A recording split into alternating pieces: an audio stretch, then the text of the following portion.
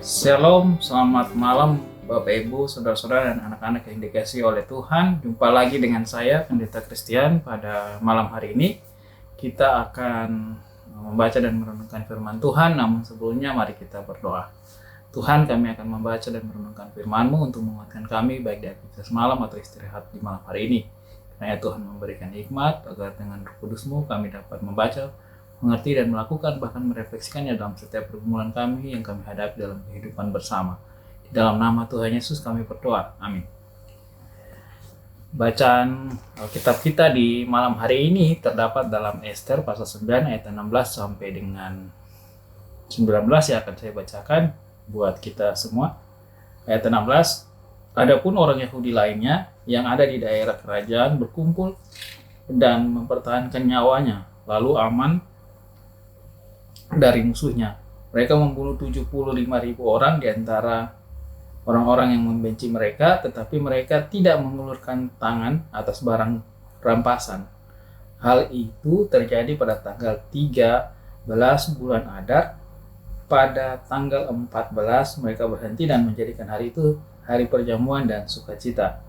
Akan tetapi orang Yahudi yang di Susan berkumpul baik pada tanggal 13 maupun tanggal 14 bulan itu, mereka berhenti pada tanggal 15 dan menjadikan hari itu hari perjamuan dan sukacita. Oleh sebab itu, orang Yahudi pedesaan yang tinggal di perkampungan merayakan tanggal 14 bulan Adar sebagai hari sukacita dan hari perjamuan serta hari gembira untuk antar mengantar makanan. Demikian firman Tuhan atau bacaan Alkitab yang kita baca pada malam hari ini. Shalom Bapak Ibu, sahabat GPIB maupun anak-anak yang dikasihi oleh Tuhan. Ketika kita merenungkan tentang arti dari kemenangan yang memberkati, tentunya dalam kehidupan kita sudah banyak bergumul juga, bahkan sedang berproses dengan Tuhan ataupun sedang merayakan hal-hal kebajikan Tuhan yang Tuhan hadirkan dalam kehidupan. Tapi dalam kenyataannya perjuangan itu tidak mudah.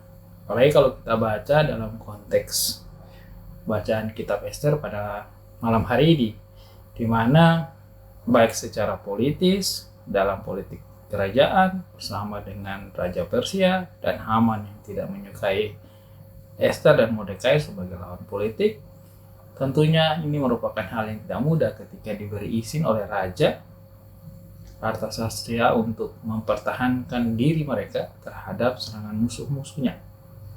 Ini juga menjadi bentuk penyertaan Tuhan secara tidak langsung yang membuat sehingga umat Israel bisa mempertahankan diri dan meraih kemenangan dalam peperangan menghadapi begitu banyak orang seperti yang dijumlahkan dalam Alkitab, kurang lebih 75.000 orang. Musuh yang banyak terkadang membuat kita juga kewalahan dalam hidup.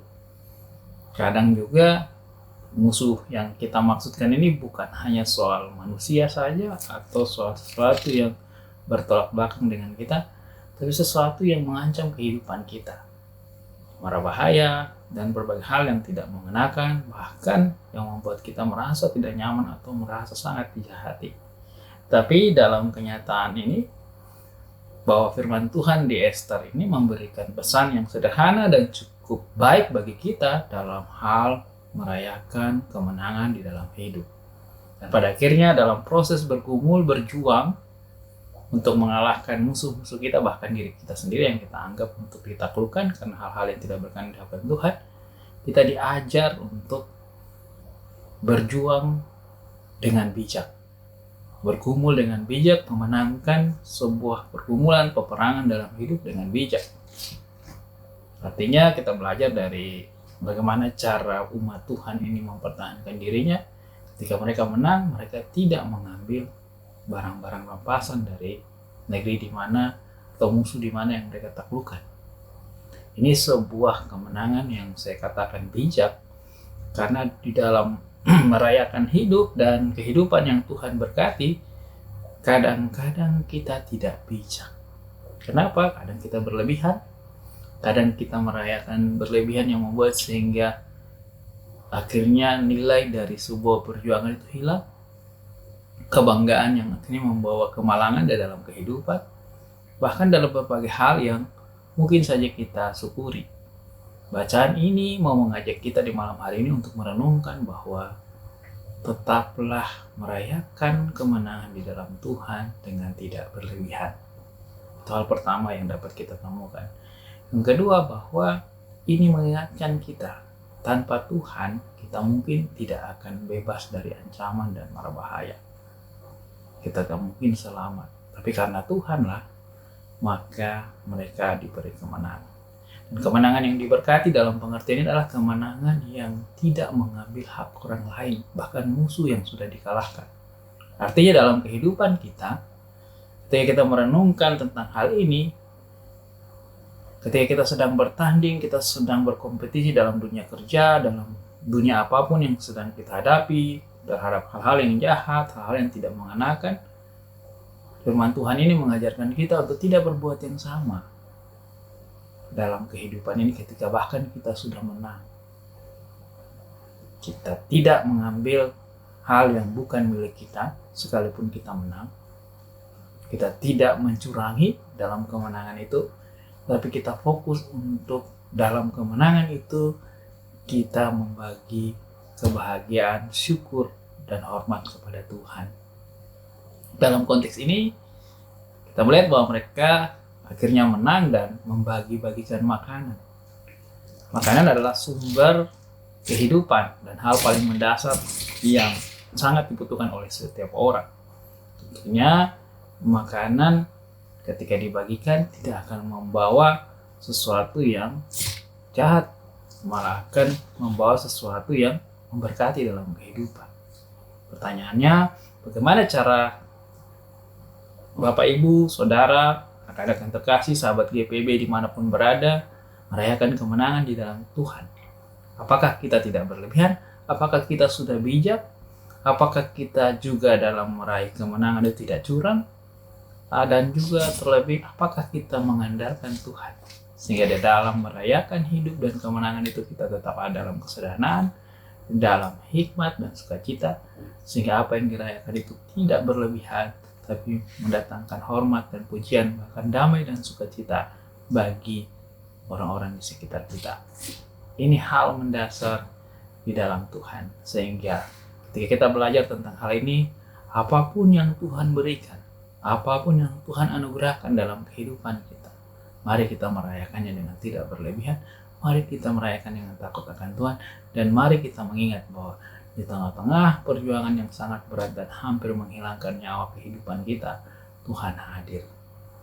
Itulah kenapa kemudian setiap kali umat Tuhan mengingat tentang hal ini, mereka merayakan hari Purim, di mana mereka tidak merayakan dengan pesta pora yang berlebihan, tapi mereka merayakan dalam kesederhanaan untuk membagikan makanan, dalam simbol untuk membagi sukacita, di mana makanan itu juga semakin mempererat mereka satu sama lain.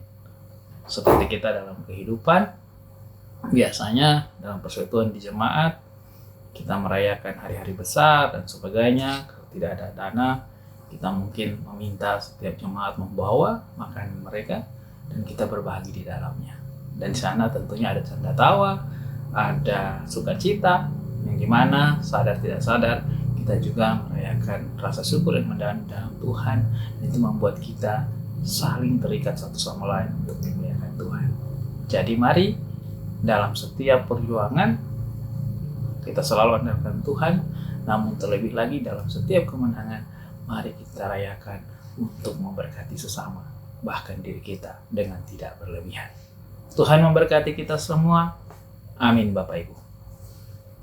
Mari kita berdoa. Tuhan, terima kasih untuk firman Tuhan tadi. Satu hal sederhana yang kami dapatkan adalah merayakan kemenangan, memperjuangkan sampai menang dengan tidak curang, sehingga di dalam kehidupan kami, ketika Tuhan memberkati kami, biarlah kami juga memberkati sesama, karena kami diberkati untuk memberkati dan membawa sukacita, baik dari makanan, minuman, dan hal-hal yang kami kerjakan, sehingga nama Tuhanlah yang dipermuliakan. Kami juga akan mengakhiri aktivitas di malam hari ini atau akan mengerjakan berbagai tugas tanggung jawab kami. Biarlah kemenangan yang datang dari dalam Tuhan, dengan hikmat-Mu Tuhan, kami bersukacita berbagi, baik dengan makanan, minuman, canda tawa, yang memberkati satu sama lain tanpa merendahkan, tanpa mengucilkan, tetapi hanya untuk hormat dan kemuliaan nama Tuhan, sehingga kami semakin rendah hati, semakin memuliakan Tuhan dalam kebijaksanaan Tuhan yang terus memberkati kami dan juga memberkati sesama kami. Ini doa kami, dalam nama Tuhan Yesus kami berdoa. Amin. Terima kasih para sahabat GPIB dimanapun berada. Selamat malam, Tuhan memberkati kita semua. Semoga kemenangan-kemenangan yang Tuhan anugerahkan kita rayakan dengan sukacita dan juga itu untuk menjadikan berkat bagi sesama. Sampai jumpa.